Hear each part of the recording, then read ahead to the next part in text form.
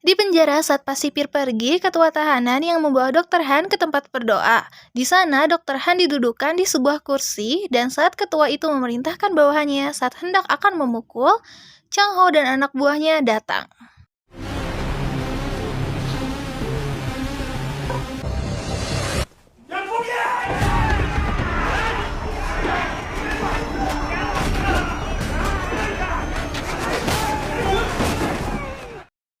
Ternyata di balik drama itu, ketua tak mengkhianati Chang Ho, melainkan mereka membuat skenario itu hanya untuk menakuti Dr. Han, supaya mau mengakui semuanya di pengadilan. Tapi Dr. Han menolak untuk mengaku di persidangan. Alasan itu bukan karena Gong Ji-hoon, melainkan orang lain yang terlibat dan tentunya orang itu lebih menakutkan. Chang Ho meminta nama orang yang di belakang Gong Ji-hoon, tapi Dr. Han menolak kembali dan mengatakan untuk tidak menggali lebih dalam soal makalah Profesor Seo. Di rumah sakit, Miho mendengar tahanan yang dulu meninggal setelah 2 bulan kemudian. Miho berpikir kalau itu semua mungkin berkaitan dengan para suster yang menyuntikkan obat kepada tahanan. Karena hal itu, dia berniat untuk mengambil sampel darah mayatnya. Miho langsung pergi ke ruangan mayat dan langsung mengambil sampel darah mayat tersebut.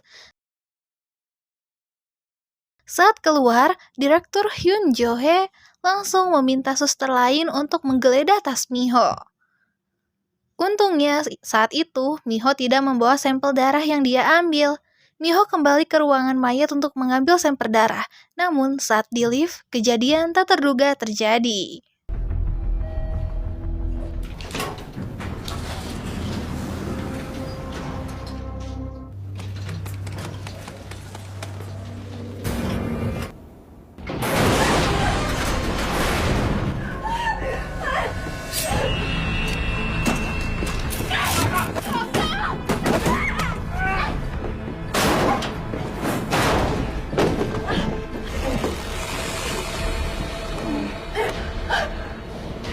Untungnya, saat lift terbuka, ada Choi Do-ha dan si pembunuh segera melarikan diri.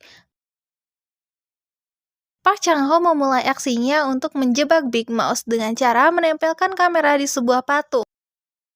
Dari situ, Chang-ho tahu kalau yang mengambil kartu tarot adalah Jerry, tapi Jerry tak mengakuinya. Di situ, Park Chang-ho baru sadar kalau rekaman kamera terpotong. Juga Jerry sekarang tahu bahwa Park Chan-ho bukanlah Big Mouse. Di sisi lain, para anggota forum NR berkumpul. Tetua memberitahu semuanya bahwa dia akan segera memilih penerus. Gong Ji-hoon merasa frustasi dan melampiaskannya dengan bermain bersama para wanita. Jaksa Choi datang dan memintanya untuk tidak melakukan hal konyol dan memberikan ide untuk mendapatkan kembali 100 miliar won dengan cara menyuntikkan serum anti bohong. Di penjara, Jerry mendapatkan kunjungan dari adiknya dan memberitahu kalau ibunya sudah di panti jompo. Juga sekarang dia sudah mendapatkan sponsor. Ternyata itu adalah ulah Gong Ji-hoon. Dia mengancam Jerry dan menyuruhnya untuk memberikan minuman yang sudah dipersiapkan. Jerry menuruti perintah Gong Ji-hoon, tapi saat dia keluar dari penjara, dia merasa bersalah. Apalagi saat melihat Chang Ho yang dibawa ambulan. Secara kebetulan, Miho datang dan memberitahu kalau yang di ambulan adalah Chang Ho. Mereka semua segera mengejar mobil ambulan. 아빠 저 차 빨리 잡아. 응급절 세우라고? 저쪽엔 큰 병원 없어. 빨리.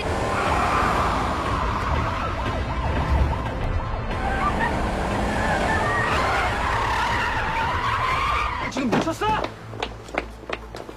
하는 겁니까? 제가 이 사람 아내예요. 현재 간호사고요. 콜 받아주는 병원.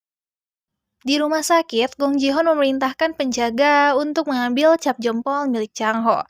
Itu semua dilakukan agar rencananya berhasil. Saat keluar dari rumah sakit dan dibawa kembali oleh para penjaga, Park Chan-ho berontak karena sadar jalan yang dia lalui bukan mengarah ke penjara Gocheon, tapi para penjaga segera memberikan obat penenang. Chang Ho dibawa ke rumah sakit jiwa yang terisolasi.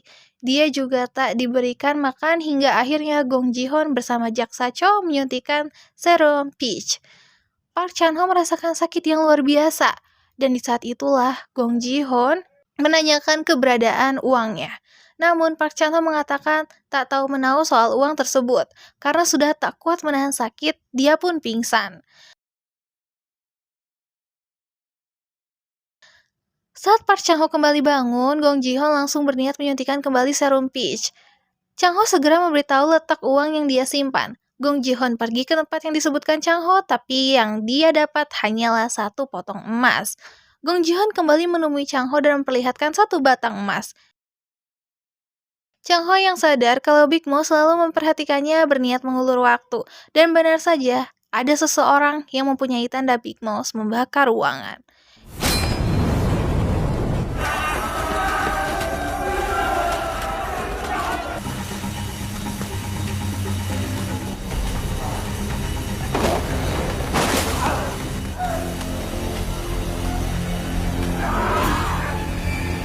Chang-ho berhasil melawan si berbadan besar setelah dibantu oleh Jerry.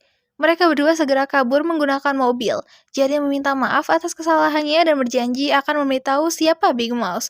Tapi sayangnya Chang-ho harus menelan kepahitan karena setelah kabur dia melihat Jerry berlumuran darah dibawa oleh tim ambulan. Di sisi lain, Choi Do-ha yang menerima informasi tentang keberadaan Jang Hye-jin segera menghubungi Miho. Semuanya pergi ke tempat Jang Hye-jin berada. Di sana, Jang Hye-jin memberontak dan menolak untuk mengatakan apapun. Miho mencoba menenangkan Jang Hye-jin dan meminta semuanya untuk keluar. Di luar, Choi Do-ha yang mendengar tetua pingsan segera pergi. Choi Do-ha masuk ke kamar tetua dan hendak akan seperti mencekik, tapi dengan sekuat tenaga dia menahan itu semua. Miho menawarkan sesuatu kepada Jang Hye-jin. Sepertinya Jang Hye-jin menerima tawaran Miho karena dia segera menghubungi Gong Ji-hoon dan memberitahu bahwa dia mempunyai makalah Profesor Seo. Jang Hye-jin membuat 2 pilihan untuk Gong Ji-hoon. Dia akan memberikan makalah dengan syarat Gong Ji-hoon harus mendapatkan surat cerai dari Dr. Han, dan apabila Gong Ji-hoon tak bisa melakukannya, dia berniat untuk memberikan makalah itu kepada Big Mouth. Di sisi lain, semua jalan lalu lintas menerapkan pemeriksaan setelah Chang-ho menjadi buron. Lalu Chang-ho mendapat chat dari Big Mouth untuk pergi ke hotel yang telah dia persiapkan. Chang-ho gelisah saat itu diperiksa, tapi anehnya penjaga meloloskan dirinya begitu saja. Dari belakang, terlihat di dekat telinga penjaga itu ada tanda yang biasa Chang-ho menerima kartu tarot. Tibalah hari sidang untuk Dr. Han dan yang lainnya.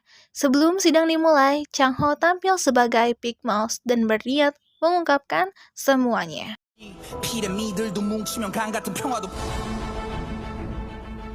안녕하세요. 빅마우스 박창호입니다. 제가 오늘 재판에 관해서 예언 하나 할까요?